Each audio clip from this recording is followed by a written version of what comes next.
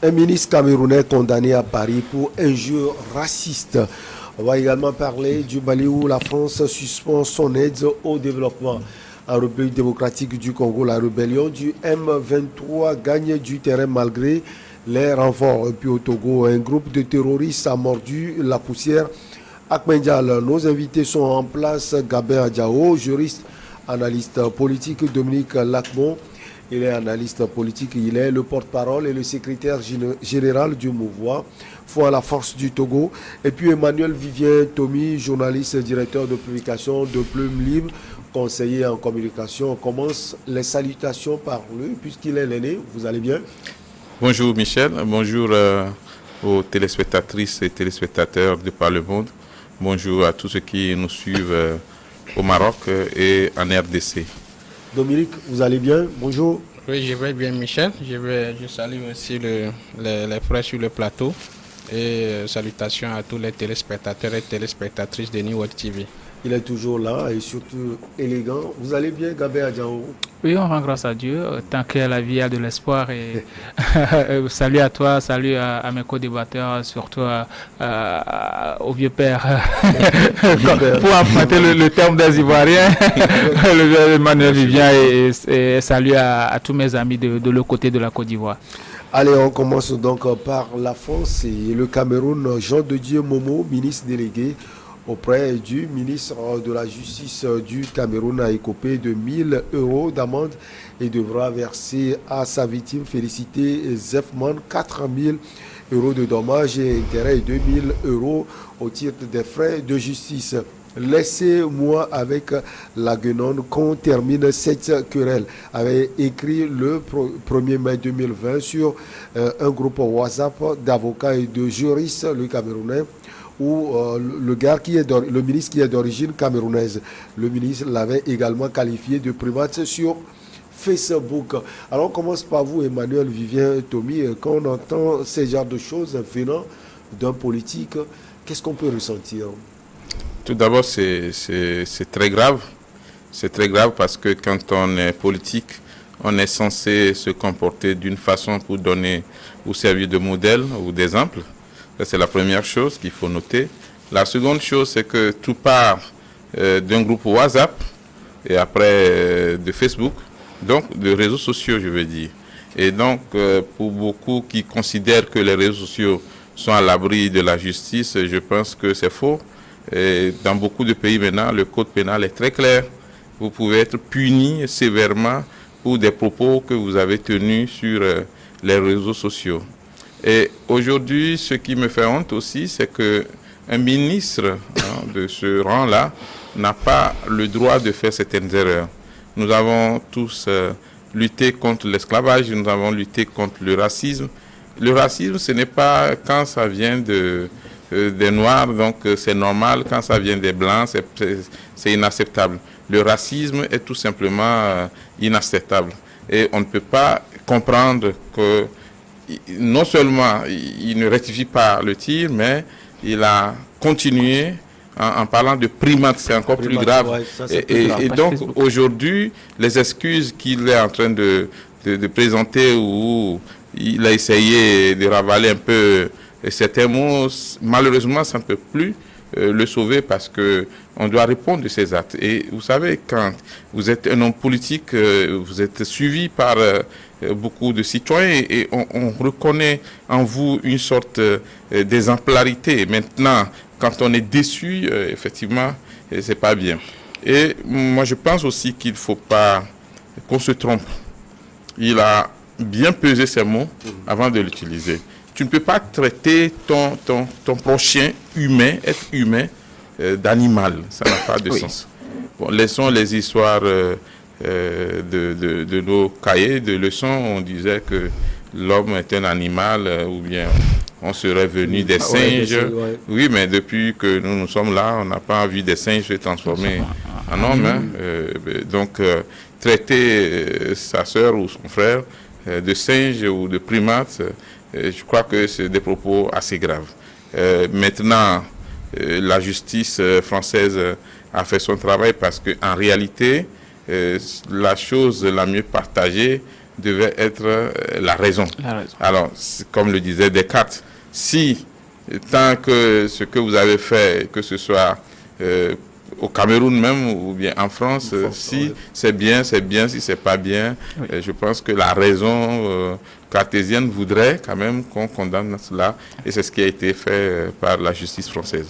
L'avocat de Jean de Dieu Momo avait nié toute intention raciste et affirmé qu'il s'agissait d'échanges à dimension politique. Alors, c'est la raison évoquée par l'avocate du ministre. Oui, il évoque ces raisons pour défendre son client. Mais moi, je reste dans la logique de cet avocat pour essayer d'analyser deux choses. D'abord, comme l'a dit le grand frère, c'est une chose à condamner qui venant d'un responsable camerounais, qu'on ne doit pas dire un ministre, mais c'est pas bien. Les injures, mais quelle que soit la nature, avant d'être raciste, ce n'est pas une bonne chose. Et surtout à ce niveau de rang social, traité de l'autre, camerounaise également, si on le considère, de singe, c'est-à-dire c'est singe femelle. En fait, quand on dit guénon, c'est un singe femelle. Donc, ce n'est pas une bonne chose. Il s'est vu vraiment, il va se sentir très mal. Maintenant, moi, je prends la forme de la chose. En fait, les choses sont passées en terre camerounaise. Si on suppose que la plateforme WhatsApp était constituée d'avocats, de juristes d'origine camerounaise,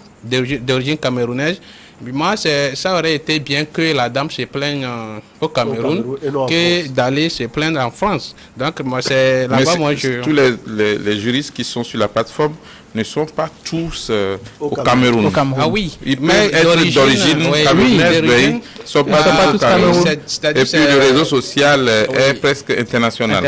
Donc il peut avoir toutes les frontières. N'importe où. Ils se réclament quand même de pure ivoirienne camerounaise. Donc moi, ça aurait été très bien. C'est une possibilité aussi. Oui, la dame se plaigne quand même au Cameroun, parce qu'elle aussi a se réclame camerounaise.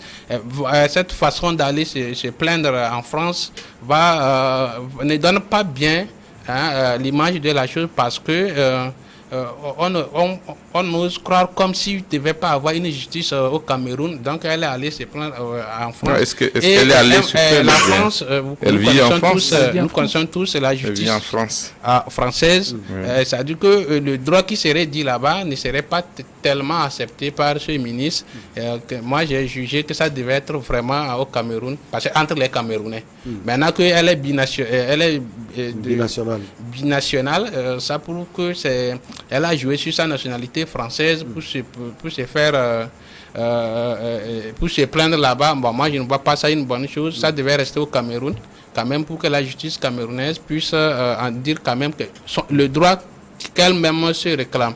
Voilà. Alors, c'est un point qui mais juste, Michel, juste souligner que la justice française accepte les plaintes de toutes les nationalités. Bien évidemment. Et la justice française est ouverte au monde entier.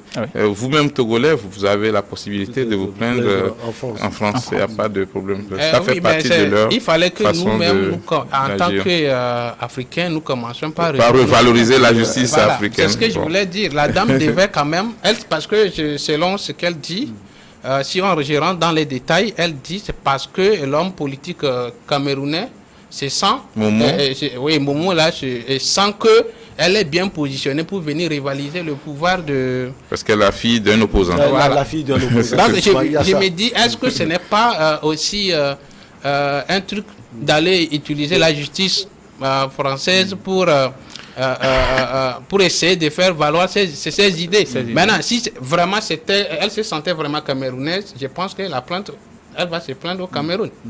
Au lieu d'aller se plaindre, que les Africains aillent se plaindre devant la justice française. Voilà. Il y a le prisme politique, comme le doyen l'a dit tout à l'heure. La femme là serait la fille d'une personnalité au Cameroun, donc un opposant au pouvoir de Paul Biya.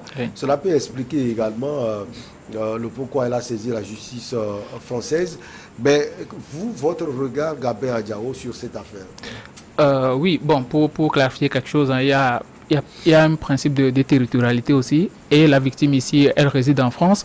Et là où elle a la possibilité de se plaindre, c'est à la France. Il n'y a pas quelque chose, on peut dire, c'est parce qu'elle a la nationalité française qu'elle s'est plainte et que la justice française lui a donné raison. Mais les faits sont là, les faits sont palpables. Et Dieudonné Momo aussi a reconnu les faits. Donc, je ne vois pas qu'il y a de souci à cela. Même l'avocat du ministre camerounais ne s'est pas plaint que la dame s'est apporté plainte en France, donc il n'y a pas de souci à avoir à ce niveau.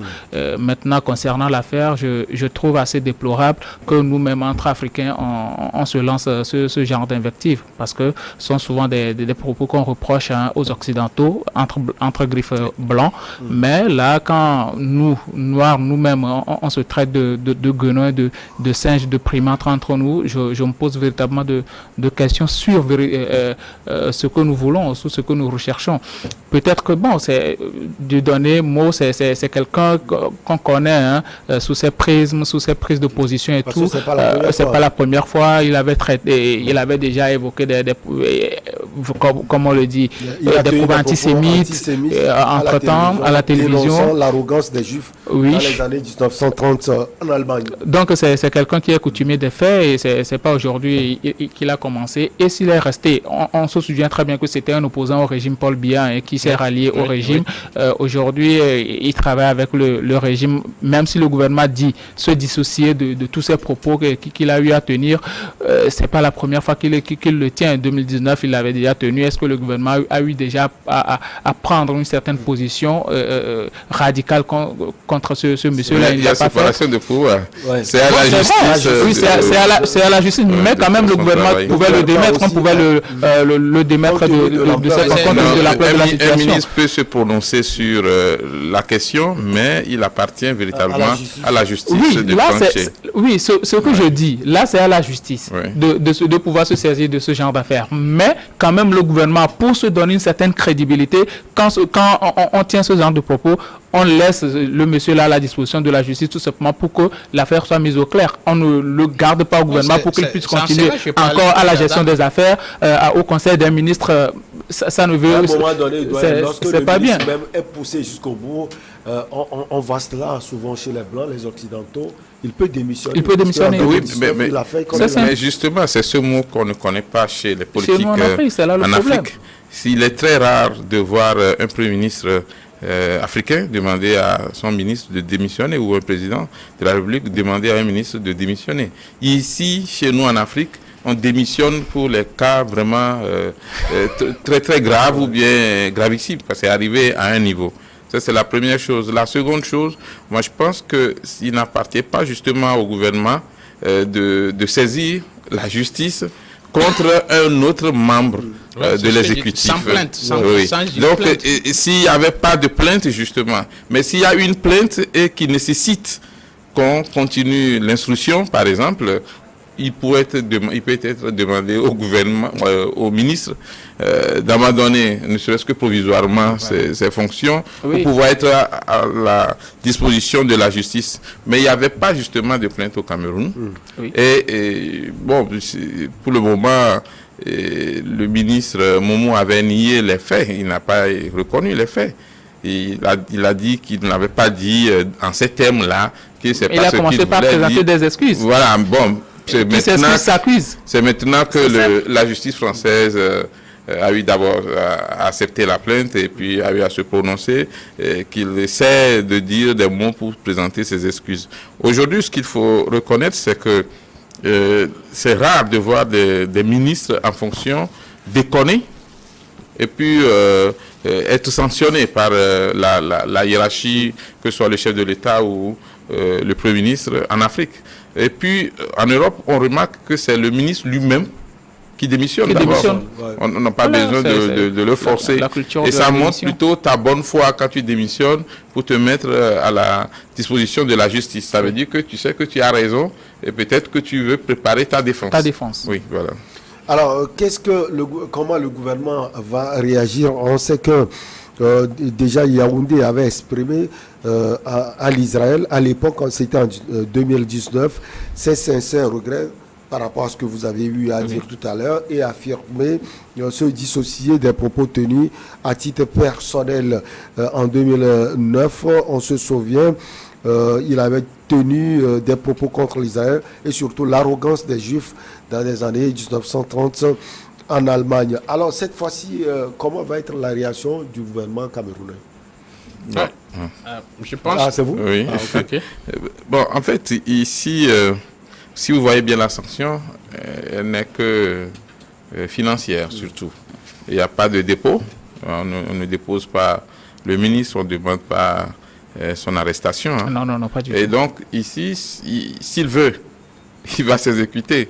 Parce qu'en réalité aussi, la justice française n'a pas beaucoup de puissance sur le ministre Momo aujourd'hui. La justice française peut saisir l'État camerounais et puis demander effectivement que ce qui a été pris comme décision soit exécuté, voilà, respecté. Transfèrement de décision judiciaire. Maintenant, qu'est-ce qui va se faire? Momo a pris un avocat qui se défend bien et peut-être qu'ils vont trouver les moyens d'arranger ça à la douce, sans faire trop de bruit autour, parce qu'on lui demande justement de payer des droits à la dame et puis à la justice française elle-même. Donc souvent ça se passe sans grand commentaire. Mais est-ce que le gouvernement camerounais va se prononcer sur cette affaire? En tout cas, connaissant les gouvernements en Afrique, ce serait rare et ce serait peut-être une grande première. Peut-être que prochain remaniement, on va juger bon de ne pas le mettre encore au devant de la scène. C'est ce que je disais. On le met quelque part. Il y aura toujours la place pour lui. En Afrique, quand on n'est plus ministre, on devient autre chose. Non, moi, c'est ce que j'ai dit. La dame aurait cherché la tête du ministre si la plainte était au Cameroun. Au niveau de la justice camerounaise. Au niveau de la justice camerounaise. Là, ça est-ce qu'elle a la confiance en la justice camerounaise? Dès qu'elle a peur que ça n'aboutisse pas. Elle ne peut pas déjà dire qu'elle n'a pas confiance à la justice camerounaise. Elle-même, elle est camerounaise. Donc, c'est là-bas, elle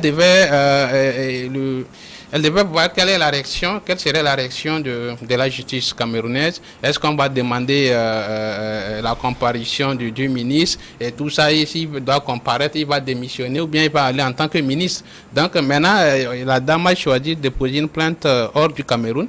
Donc je ne pense pas, je ne suis pas en train de voir le gouvernement camerounais. Ça devient un problème entre deux citoyens en fait. Ce n'est pas entre un citoyen et le gouvernement du Cameroun. Donc, entre deux citoyens, je ne vois pas trop le gouvernement camerounais ou bien le Premier ministre ou bien le président de la République camerounaise en train de prendre position par rapport à ça. Donc, comme l'a dit le grand frère, le ministre va faire tout pour que ce problème-là ne vienne plus au Cameroun. Il va payer 6 000 Donc, il va payer, comme les Français réclament les 6 000 euros, il va faire tout pour les remettre les 6 000 euros. Et que le problème reste en France. La justice française a juste demandé 2 000 euros. Voilà. Les 4 000 euros, c'est pour la dame.